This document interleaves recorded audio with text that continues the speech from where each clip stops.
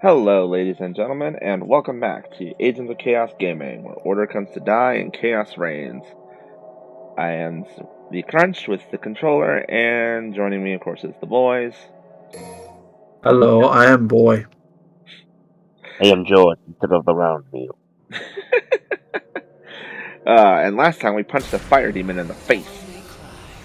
That sounds like a good evening. Isn't it? Yeah, good times. Punch the fire demon in the face? I've done that before. And just for fun, I'm going to swap to this costume. I think what I'm going to do with that is I'm going to switch back and forth between them every so often just to mix it up. Yeah. So this is going to be the cool Nero.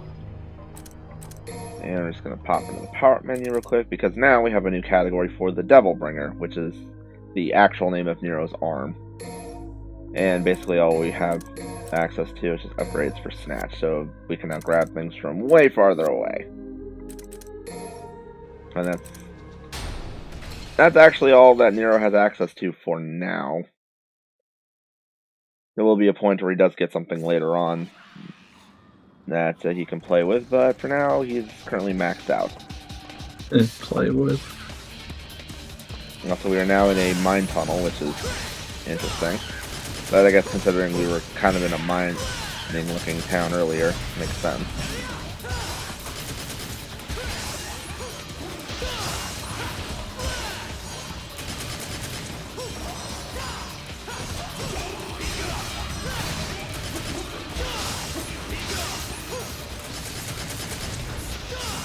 Let's see, camera just having a fun time in here. Also a red orb bouncing over here, so smash this sucker up.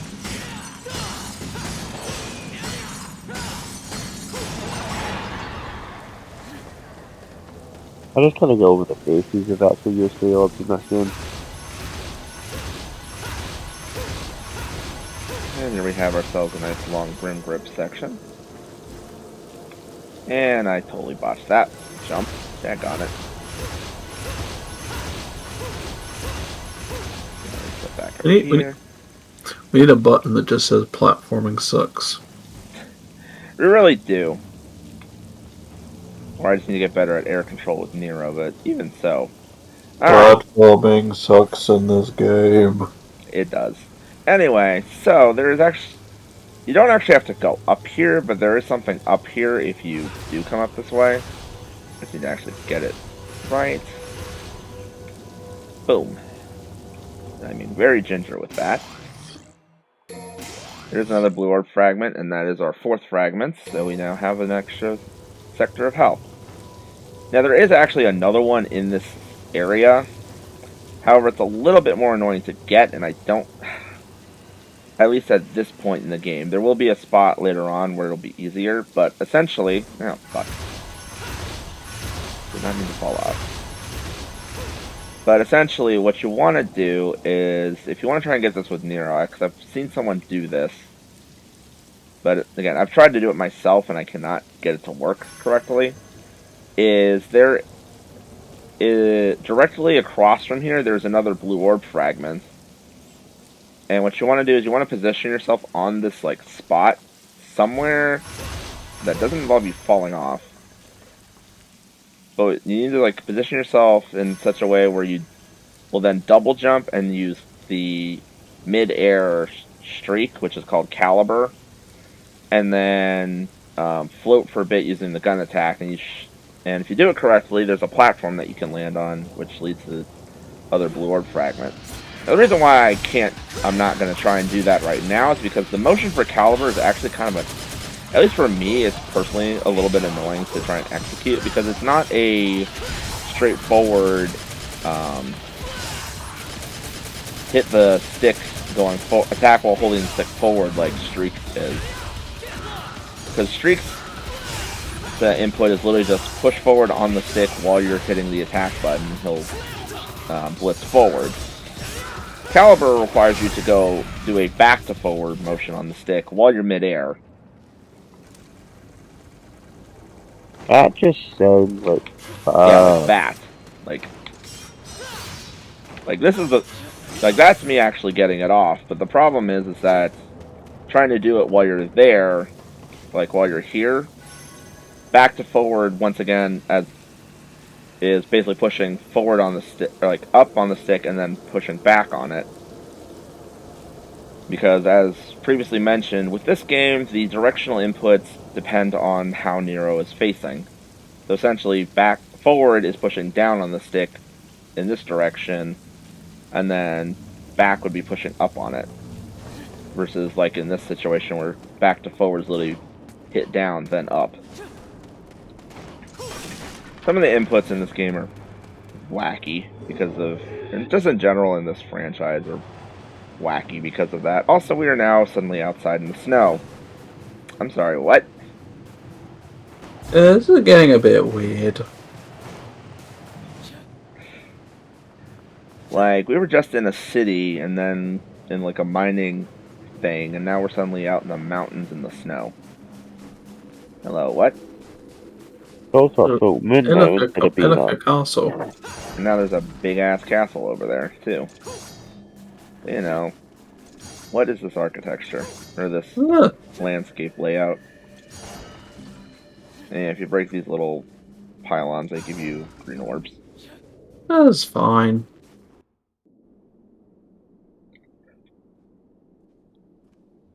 So one detail I do actually kind of like with this is because the cutscenes are done in engine, his costume change is reflected.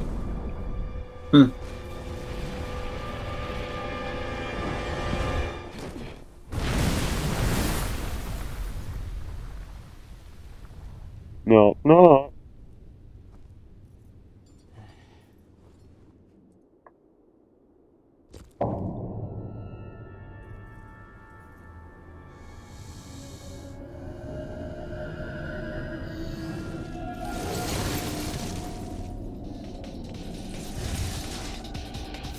Ooh. So these guys are known as Frost, and as you might expect, they focus around using ice attacks. Also, when you buster them, you can spin them around a little bit and throw them. It's kind of fun, like this. And you can also throw enemies into each other, which basically does still do damage. But the gimmick that these guys have, if they'll actually show it off, which I'm sure they will eventually, is obviously they shoot ice at you, but they will also freeze themselves to try and regenerate their health. But obviously didn't let them have a chance to do that. But they can do it, and they will do it. Just seeing if there's any green orbs in these. Also, on a couple of these guys, I believe there's some red orb stashes. Maybe not this one. What about you? Yep, there you go.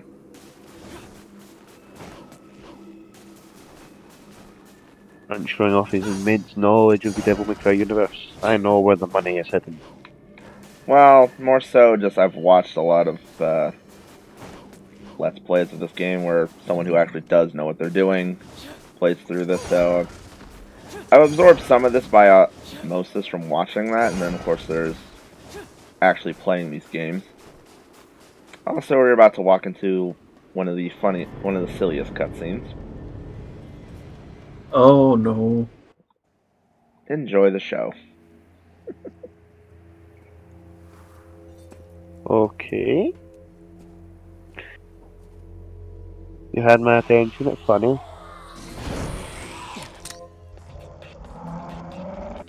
What is that pose?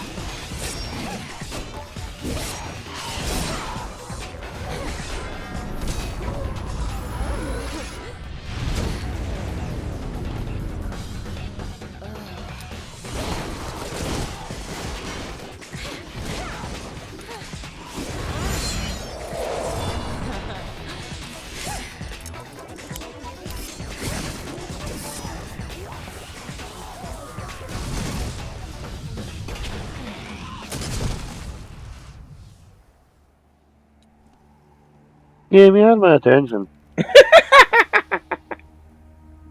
My neurons are activated. I owe you thanks.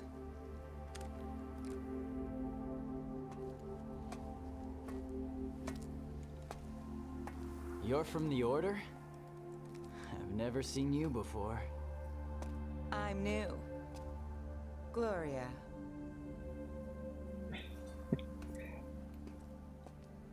You're Nero, right?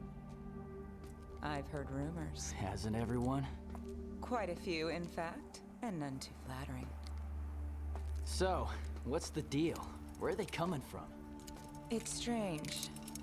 No matter the number you kill, more will come.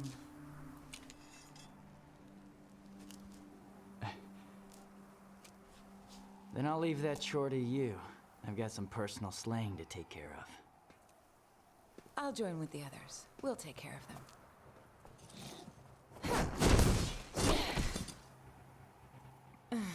May the Savior be with you on your journey.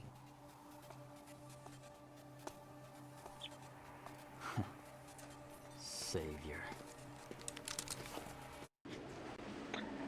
Yeah, that's Well, that happened. it is definitely one of the goofier cutscenes in the game.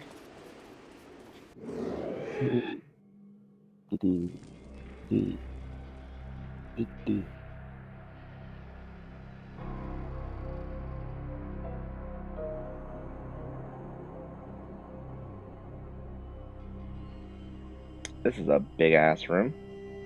I love the big ominous painting of that guy. Yep.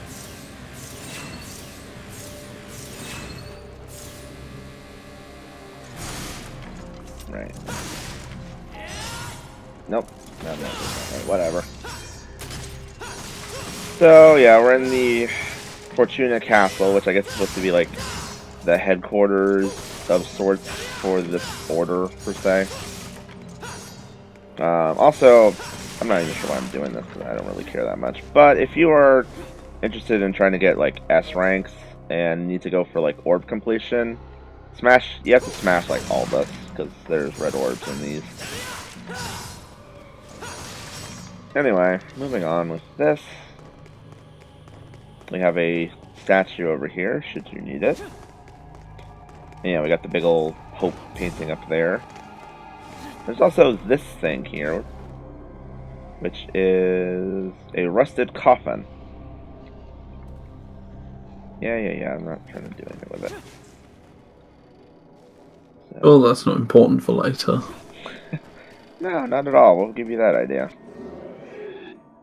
It's this franchise.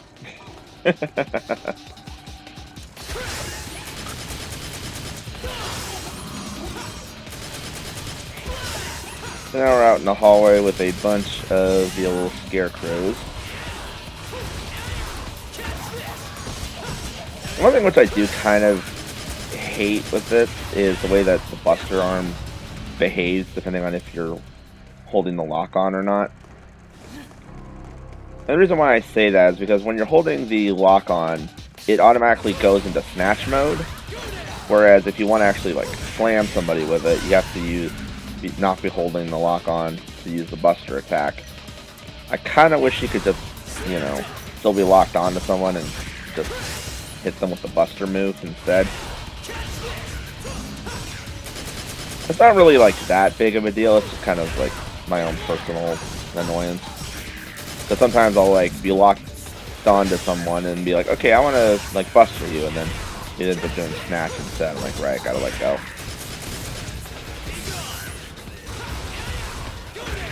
Alright. You don't really need to clear out this hallway unless you're just exploring. I just do it for fun. If I remember correct. This is actually like where first-time players will probably end up getting lost a bit because of the way that this castle is laid out. If I remember correctly, the way we're supposed to go is actually down here. I believe it's this room. No, actually, I'm slightly off my own rocker. Wrong one. Oh yeah, one other thing to note about the red orb category that they have for the end of mission is if you walk into a room that you don't actually need to be in, it actually does count those in the as part of the total. So the way it works is that it will count up all, or will calculate all of the red orbs that are in an area that you walk into, and if you don't find all of the orbs that are in those areas, it counts that against you. So it's kind of BS if you ask me, honestly. I don't think DMC3s did it that way. I think DMC3s just calculated it off of how much you earned during a mission from like combat and stuff, because the higher your style rank is when you kill enemies, the more red orbs they drop. Mm.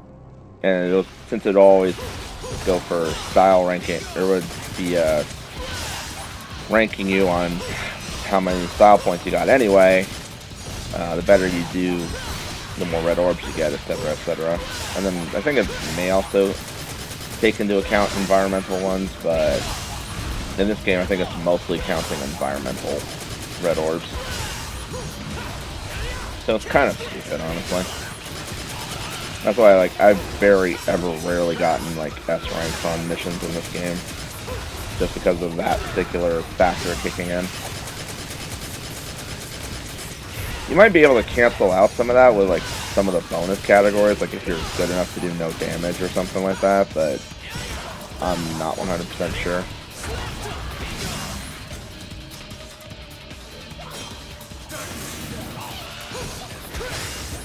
Hey, there you go, there's an S rank. Smoking.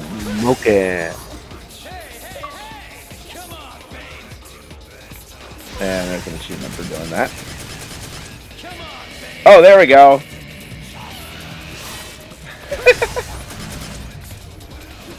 Actually got him to do the air guitar. Even though I got interrupted, but that's still funny.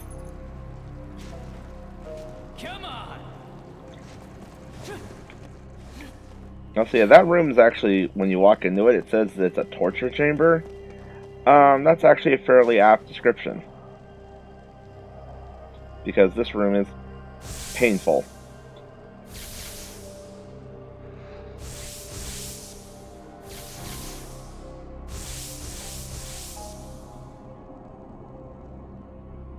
Like, legitimately. So this room is a Grim Grip puzzle room, essentially. And more or less you just use these to get around. However, some of them have tricks to them. Like, there's one that's moving back and forth, so you gotta time it. Now, you might be wondering what's with the spikes on the ceiling. Well, should you accidentally throw yourself into the spikes, you will get knocked down to the floor below. The room below then locks itself, and you have to fight off the enemies again.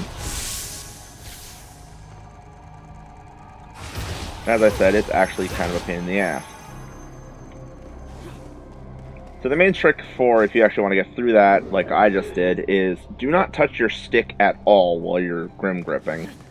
Because you can accidentally shift your angle mid-air, and it will... Oh, excuse me. It will actually, like, mess you up. So in other words, I would suck at it because I would just be like, uh-oh. Because I get really... It's like if I'm holding the stick, I'll just kind of unconsciously slip it forward. Yeah, I think I've done that plenty myself, so I know that pain all too well. It It's the main sucks. reason. It's also one of the main reasons I said that I probably won't be driving, because when I did my practices, I tend to subconsciously also keep my foot just casually goes down on the accelerator, and I'm like, you should be staying up. Also, yes, you can do mid-air busters as well for some of these guys, which is really fun. Ow.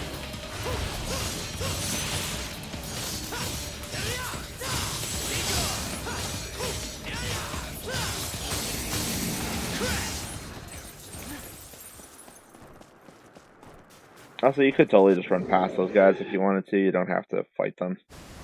It's just more fun to do that.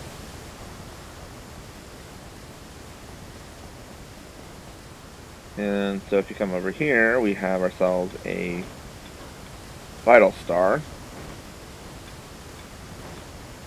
which is a pain in the butt to get. So one of the things that is annoying about the platforming in this is that the characters have the ability to kick off of stuff, basically wall jumping, but when they do that, it stops you from actually being able to use air hike. So you can't, like, kick off of something and then air hike to boost yourself even higher. I believe there's a red orb cache here, maybe not, no. Also, here's another combat adjudicator, but as you can see, this one is red. I wonder why. Yeah, you can't do anything with that.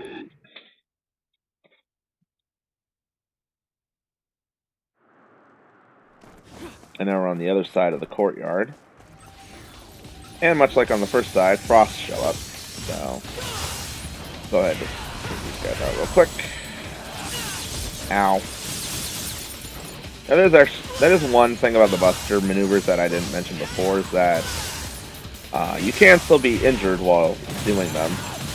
So you don't become invincible while you're throwing dudes around.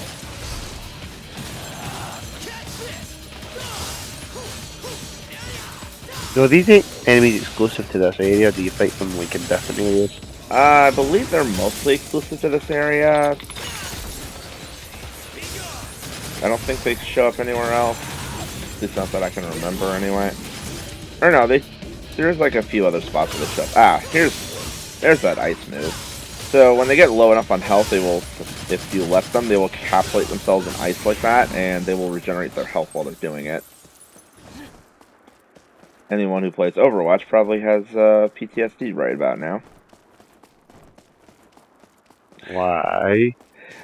So one of the in the early days of Overwatch, one of the characters, Mei, the girl with the cryo gun, one of her abilities is basically lets her do something very similar to that, where she'll freeze herself in ice, and she becomes invulnerable while she's doing it, and she'll regenerate health as well. And just in general, a lot of her maneuvers, if they're used correctly or incorrectly, can be very obnoxious, because she can, like, throw up ice walls in front of people. You can obviously freeze them and then spike them in the head. She was, to say the least, a character that a lot of people did not like. She's also very adorable, which is why I used to actually play her a lot when I used to play Overwatch. I learned how to play Mei, more or less. And then Moira came out and I just started focusing on her. She was really easy to mess around with. Moira.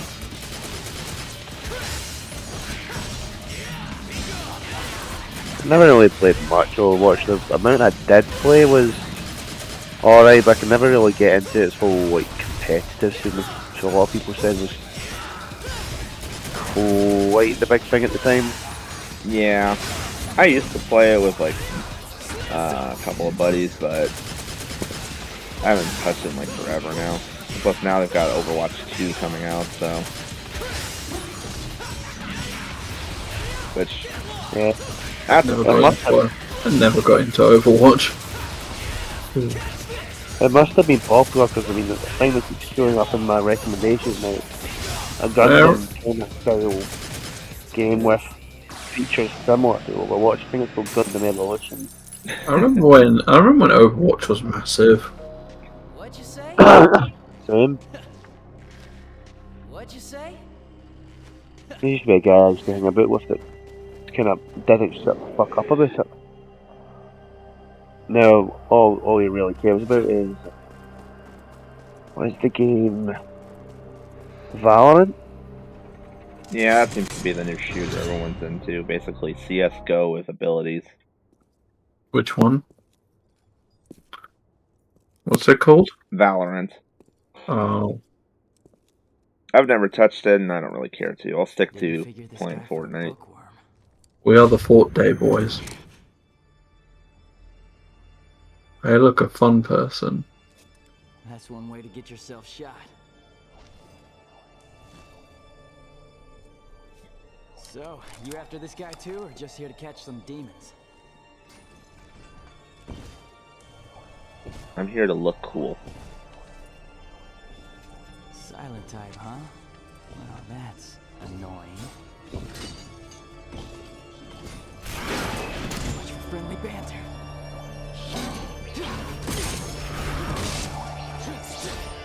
You wanna fight?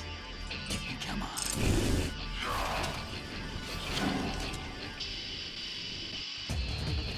Alright, Demon type.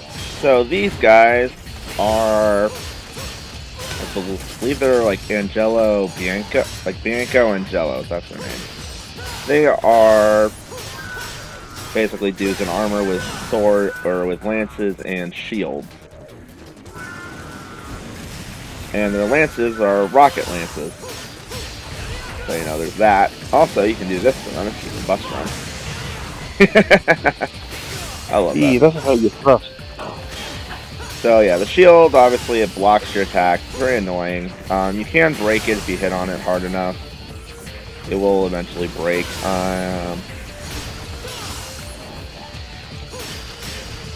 Really, that's about it to them, honestly. There is like some other things that they can do. Also, they can fly. I should point that out. But there's a different enemy type that needs to get involved for them to do the other thing I'm thinking of. They can be very annoying in groups, though. I will say that. So.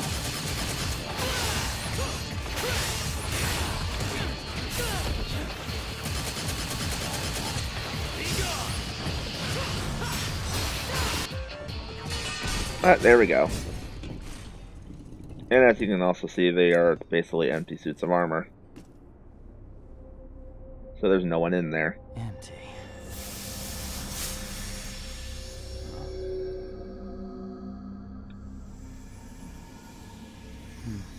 Also, no, his arm did not just eat the helmet, so you don't get anything from that. It just vanished out of his hand. Good sign.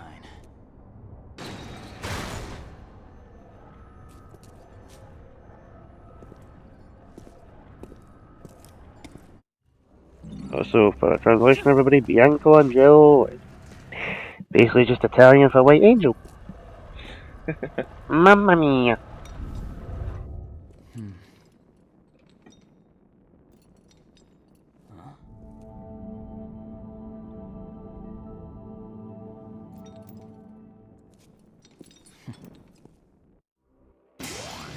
Anima Mercury, an artificial soul made using alchemy, breathes life into the inanimate.